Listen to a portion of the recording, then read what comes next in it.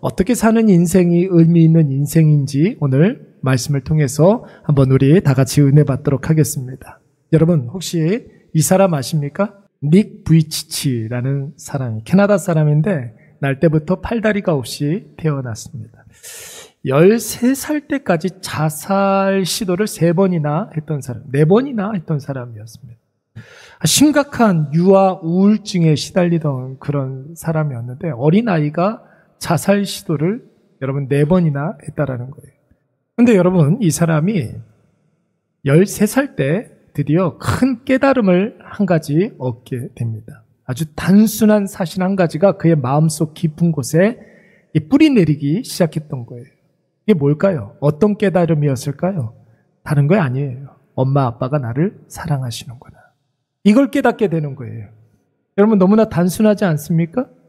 엄마 아빠가 나를 사랑하시는구나. 여러분 때로는 아주 쉬운 말 한마디가 너무 당연한 말 한마디가 우리의 폐부를 깊숙이 찌를 때가 있죠. 그렇죠? 네. 수도 없이 들었던 말, 누구나 다 아는 말 한마디가 언젠가 우리의 폐부를 찌르면서 우리에게 깊은 깨달음을 줄 때가 종종 있습니다. 여러분 닉 부이치치라는 사람은 엄마가 나를 너무너무 사랑하는구나. 이 사실을 깨닫고 그 사랑에 합당한 인생을 살아야 되겠다. 내가 가치 있는 인생을 살아야 되겠다. 그런 생각을 했다고 합니다. 그래서 그때 13살 먹었을 때 그때 자기의 인생을 결정했다는 거예요. 자기가 나의 인생, 나에게 주어진 그 시간들 3가지 기준으로 살아가야겠다 생각을 했어요. 가치와 목적과 용기. 이 3가지를 추구하면서 살아야겠다. 가치와 목적과 용기. 이 3가지 기준이 뭐냐면은 내 삶에 있는 여러분 모든 일들이 어떤 의미가 있는가 이거 생각해야 되겠다. 내가 사람을 만나면 이 사람하고 만나는 그 의미가 무엇인가. 반드시 의미를 찾아내야 되겠다. 내 앞에 있는 여러 가지 일들, 상황들, 가치와 의미를 반드시 찾아내야 되겠다. 2번째는 뭐냐면 그 일을 함에 있어서 반드시 흔들리지 않는 목적, 그 목적을 추구해야 되겠다. 그 목적이 무엇이냐면 하나님께서 기뻐하실 만한 것이 무엇인가. 여러분 이것이 우리의 동일한 목적이 되어야 할 줄로 믿습니다. 지금 이 순간 하나님께서 나에게 원하시는 것이 무엇인가? 하나님께 어떻게 하면 내가 영광 돌릴 수 있을까? 이 기준, 이 목적을 가지고 그 일들을, 그 말을, 그 모든 일들을 행해야겠다. 그리고 3번째는 반드시 사람들에게 용기를 줄 수 있는 사람이 되어야 되겠다. 우리 흔히 이야기하는 선한 영향력. 나로 말미암아 누군가가 용기를 얻을 수 있도록 해야 되겠다. 이 3가지 기준을 결정했다라는 것입니다. 팔다리 없고 생활은 남들보다 좀 불편하지만 이 3가지 기준으로 살아가니까 자신의 장애가 오히려 가치 있는 삶, 목적이 있는 삶, 선한 영향력을 미치는 삶의 도구가 되더라는 거예요. 우리나라에도 심심하면 옵니다. 예, 우리나라에도 많이 와요, 이 사람. 그래서 강연도 많이 하고 설교도 많이 하고 지금 목사예요. 예, 그러고 있습니다. 여러분 인생에 만족하십니까? 여러분의 인생에 만족이 있습니까? 아마도 내 자신을 이렇게 가만히 생각을 해볼 때 100% 만족한다 이런 분은 없을 거예요. 왜 그렇습니까? 인간이라는 존재는 여러분 만족이 있는 존재예요? 마음속에 죄성이 있는 사람들은 절대로 만족함이 없습니다. 그래요. 계속해서 우리에게 뭔가를 계속해서 공급해주고 뭔가를 채워준다 할지라도 우리 어때요? 조금만 더 이러면서 살아가지 않습니까? 어떤 사람이 자기 스승에게 질문을 했다고 합니다. 3가지 질문을 했대요. 어떤 사람이 가장 지혜로운 사람입니까? 스승이 답을 했습니다. 어떤 사람이 가장 지혜로운가? 배울 줄 아는 사람이 가장 지혜롭다. 2번째 질문. 스승님, 어떤 사람이 가장 강한 사람입니까? 자기 자신을 이길 수 있는 사람이 강한 사람입니다.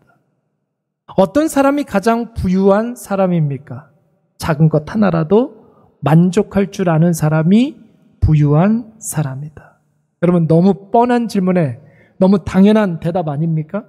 근데 여러분 이 3가지 질문에 대한 답을 여러분 가만히 한번 생각을 해 보십시오. 공통점이 보입니까? 공통점이 있어요. 이 세 가지 답의 공통점 한 가지가 무엇이냐면 작은 것이라도 의미를 부여하고 작은 것이라도 의미를 부여하고 그 의미를 붙잡고 목적대로 살아가는 사람. 여러분 그 사람이 가장 지혜롭고 가장 강하고 가장 부유한 사람인 줄로 믿습니다. 그래서 우리의 삶에 여러분 목적과 의미와 가치가 있어야 하는 거예요. 가치가 있으면 여러분 우리의 마음속에 만족함이 오게 되는 거예요. 아무리 작은 일이라 할지라도 의미가 있으면 여러분 그것으로 괜찮은 거예요. 여러분 이것을 깨닫는 사람이 철든 인생이죠. 깨달음. 여러분 깨달음이라는 말이 두 단어가 합해져서 생겨난 그런 단어라는 거 아십니까? 뭐하고 뭐가 합해졌을까요? 깨달음. 잘 한번 유추해 보세요. 맞출 수 있을 것 같아요. 깨달음. 뜸들이지 말고 가르쳐 주세요. 그런 표정인데 잠자던 자가 모르겠어요? 깨달음. 잠자던 자가 깨어나는 것. 이것 말하는 것과 또 다름, 박질, 달려가는 것을 형상화한 그런 단어예요. 그러니까 여러분 잠자는 자가 깨어나다는 말과 어디를 향해서 다름 박질하다. 우리가 잠들어 있을 때 마치 죽은 자와 같지 않습니까? 그렇죠. 우리가 잠들었을 때 죽은 자와 같습니다. 여러분 그런데 죽은 자도 같았던 자가 갑자기 벌떡 일어나서 단거리 달리기 선수처럼 목표점을 향해서 전속력으로 달려가는 것. 여러분 이것이 바로 깨닫는 거예요. 그러니까 여러분 먼저 뭘 해야 되겠습니까? 잠자던 우리의 영혼이 깨어나야 할 줄로 믿습니다. 이것이 그리고 내가 깨달은 것을 가지고 내가 알게 된 것을 가지고 부단히 여러분 양옆을 보지 말고 우리의 시선을 분산시키지 말고 그것을 향해서 다른 박질하는 것. 그것이 바로 깨달음이라는 것이에요. 단순히 알고 끝나는 것이 아니라 아는 바를 기어이 해내는 것. 여러분 오늘 본문의 말씀 한번 보세요. 11절 말씀 보실까요? 죽은 자 가운데서 무엇에 이르려 하노니? 부활에 이르려 하노니. 잠자던 자가 깨어나는 것 아니겠습니까? 그리고 12절 말씀에서 뭐라고 그랬어요? 그리스도 예수께 잡힌 바 된 그것을 어떻게 한다고요? 잡으려고 달려간다고 그랬어요. 깨달아야 된다는 거예요. 깨달아야 된다. 우리의 인생의 의미와 우리의 인생의 가치와 우리 인생의 목적을 여러분 깨달아야 될 줄로 믿습니다. 잠자던 우리의 영혼을 깨어나서 여러분 다른 박질해야 되는 거예요. 예수 생명으로 죽었던 자가 다시 깨어나서 예수 능력으로 달려가는 사람. 여러분 이 사람이 바로 깨달은 사람이에요. 무엇을 깨달아야 되느냐 하면 여러분 12절 중간쯤 보면은 오직 내가 그리스도 예수께 잡힌 바 된 그것을 잡으려고 이런 말이 나와요. 오직 내가 그리스도 예수께 잡힌 바 된 그것을 잡으려고. 말이 굉장히 복잡한 말 같은데 간단해요. 여러분 예수님이 나를 붙잡고 있다라는 거예요. 여러분 오늘도 예수님 나와 함께 하셔서 나를 붙잡고 계시잖아요. 아멘? 그렇죠? 어떻게 붙잡고 있습니까? 우리를 어떻게 붙잡고 있습니까? 하나님의 은혜로 우리의 죄가 어떻게 됐어요? 죄 사함 받게 되었어요. 은혜로 붙잡고 있는 거예요. 하나님의 권능, 하나님의 능력으로 여러분 우리는 이미 승리한 줄로 믿습니다. 우리는 이미 승리했어요. 하나님의 능력으로. 하나님의 능력으로 우리가 살아가고 있잖아요. 그렇죠? 하나님께서 우리를 붙잡고 있는 거예요. 하나님의 생명이 우리를 구원해 주신 줄로 믿습니다. 우리를 구원해 주셨단 말이에요. 하나님께서 우리를 붙잡아 주신다라는 것은 무엇을 의미하냐면 은혜로 함께 하신다. 우리에게 권능으로 함께 하신다. 우리에게 생명을 계속해서 주신다. 그래서 우리에게 날마다 죄사함을 복락을 누리게 하시고 뿐만 아니라 승리하게 하시고 우리를 구원케 해 주신다라는 거예요. 여러분 이 세 가지를 내가 또 붙잡으려고 달려간다는 거예요. 주님만 우리를 은혜로 붙잡아 주시고 우리를 권능으로 붙잡아 주시고 우리를 생명으로 붙잡아 주시는 것이 아니라 나도 하나님의 은혜를 붙잡고 내가 하나님의 능력을 붙잡고 내가 하나님의 생명을 붙잡고 살아간다는 것이에요. 여러분 이 세 가지가 있어야 하나님 앞에서 우리가 어떻게 됩니까? 계속 자라고 성장하는 거죠. 이걸 뭐라고 그래요? 성화, 거룩해짐, 계속해서 하나님 앞에 더 가까이 나아갈 수가 있는 거예요. 하나님의 은혜를 붙잡고 하나님의 생명을 붙잡고 하나님의 권능을 붙잡고 한 걸음 한 걸음 더 나아가는 것이죠. 그러니까 여러분, 나이 먹는 게 재밌어요? 재미없어요? 재밌어요, 여러분. 나이 먹는 게 그렇게 재밌는 거예요. 예. 오늘 여기는 다 30대만 오신 것 같은데 40대가 되면 어떤 인생이 펼쳐지게 될지 기대가 되지 않습니까? 그렇죠, 여러분. 하나님, 매일같이 하나님께서 우리에게 은혜를 베풀어 주시고 권능을 베풀어 주시고 생명을 부어 주시기 때문에 우리의 앞날이 기대가 되는 거예요.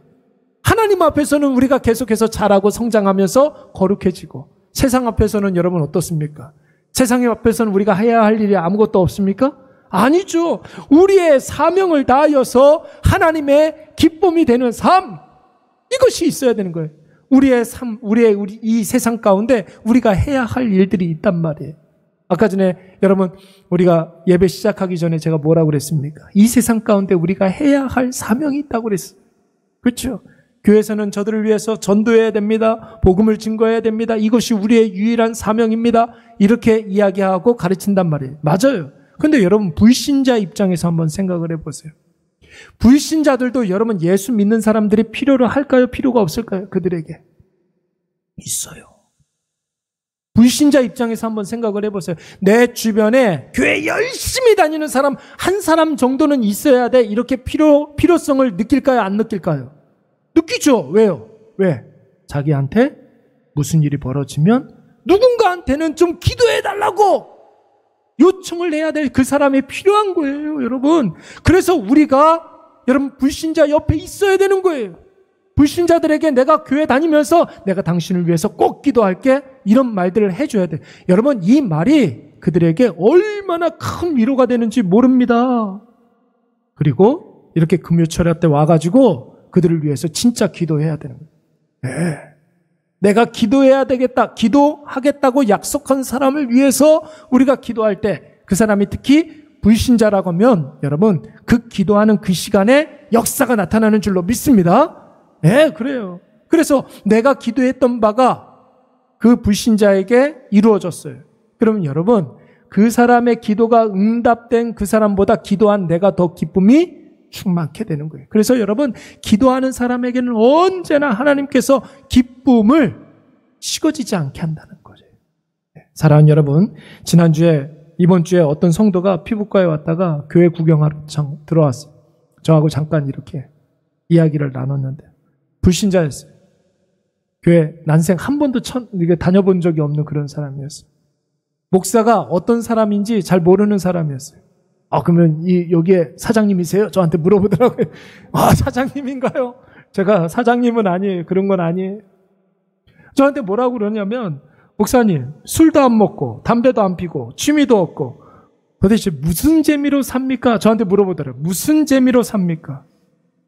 제가 대답했습니까? 술 먹으면 재밌습니까? 담배 피면 재밌습니까? 취미생활하면 인생이 재밌어집니까? 제가 물어봤어요.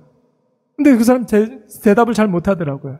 인생은 재미로 사는 게 아니에요. 가치 있게 사는 거지. 제가 그렇게 이야기를 했습니다. 그 얘기 해놓고 난 다음에 제가 제 말에 제가 은혜를 받았어요.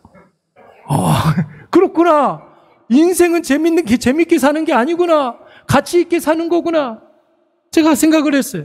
여러분, 이 세상 100% 재밌게 사는 인생 있을까요? 없을까요? 없어요, 여러분. 재밌게 살려고 노력하는 사람이라 할지라도 그 재미가 의미가 없으면 금방 실증이 나고 공허하게 되는 것입니다. 여러분, 힘들어도 계속할 수 있는 이유, 여러분, 의미가 있어야 돼요. 그러면 계속하게 돼요. 그 일에 가치가 있으면 여러분, 그 일을 계속하게 됩니다. 고통스러워도 참고 할 수 있는 일, 그 무엇이 있어야 돼요? 그 의미와 가치가 있어야 하는 것입니다. 여러분, 아이들 낳아놓고 아이들 바라보면서, 자라나는 우리 자녀들 이렇게 바라보면서 마냥 기쁘기만 해요? 마냥 좋기만 해요? 속상할 때가 훨씬 더 많죠. 그러나 고통스러워도 인내하면서 참고 해야죠. 왜요? 의미가 있으니까. 의미가 있으니까. 하나님께서 나에게 맡겨주신 자녀들 아닙니까? 그 아이들이 성장해 가면서, 커가면서 여러분, 우리의 영혼이 기쁨이 충만할 줄로 믿습니다. 의미와 가치가 있어야 되는 거예요. 그렇다면 여러분, 의미가 무엇입니까? 남는 게 있어야 된다는 거예요. 가치, 값어치. 내가 했던 그 노력의 그 이상의 뭔가 남는 게 있어야 된다는 거예요. 하나님 앞에서는 여러분, 우리가 날마다 거룩해져야 될 줄로 믿습니다. 이게 참된 가치예요. 이게 참된 의미란 말이에요. 세상 앞에서는 여러분, 죽었던 것이 다시 살아나야 될 줄로 믿습니다. 이게 참된 의미예요. 여러분, 그래서 이래야 될까 저래야 될까 선택의 순간에 여러분 꼭 기억하세요. 불변하는 진리 한 가지는, 기준 한 가지는 무엇이냐면, 내가 선택한 그것으로 말미암아 누군가가 살아나는 역사가 일어나야 될 줄로 믿습니다. 네, 그래요. 그 기준으로 여러분 인생의 갈림길에서 우리가 가야 할 그 길을 결정하는 거예요. 살아나는 일들이 있느냐? 살아나는 일들이 있느냐? 모든 것에 다 적용이 되는 거예요. 생떼쭈베르라는 그런 작가가 있죠. 어린 왕자. 어린 왕자 거기에서 그런 말을 이렇게 적힌 걸 제가 본 적이 있어요. 배를 만들게 하고 싶다면 배 만드는 법을 가르쳐 주기보다는 아름다운 바다를 먼저 보여줘라. 아름다운 바다를 먼저 보여주면 배를 만들고 싶어 하는 그런 마음들이 생기고, 이렇게 만들어야 된다, 저렇게 만들어야 된다 가르쳐 주지 않아도 그가 그 아름다운 바다를 나가고 싶어가지고 그 배를 만든다는 거예요. 여러분, 서두에 소개했던 닉 부이치치라는 사람도 마찬가지 아닙니까? 부모가 자신을 얼마나 사랑하는지를 깨달으니까 더 이상 자살 시도를 하지 않는 거예요. 그 사랑에 합당한 삶을 살고 싶어 하는 거죠. 그 사랑을 아니까. 의미를 알아가니까 살고 싶은 그런 마음이 생기게 되는 거예요. 여러분, 미국 대통령 중에 지미 카터라는 대통령 있잖아요. 그렇죠? 이 사람 그러니까 집 짓는 거 하잖아요. 집 짓는 거. 그리고 또 유명한 거 뭐 있어요? 뭐 있어요? 예, 90세가 넘을 때까지 주일학교 교사했다는 것 아닙니까? 예. 왜 그렇습니까? 미국 대통령직을 수행하고 있음에도 불구하고 자기가 섬기는 교회에 주일학교 교사를 했다는 거예요. 왜요? 미국이라는 큰 나라를 통치하는 것만큼 어린 나이 때에 복음을 심어주는 것이 중요하다는 것을 이 사람은 알았기 때문에 그러는 거예요. 네. 자기 인생의 의미를 찾은 사람은 재미가 없어도 하나님 앞에 계속 거룩해져 가려고 합니다.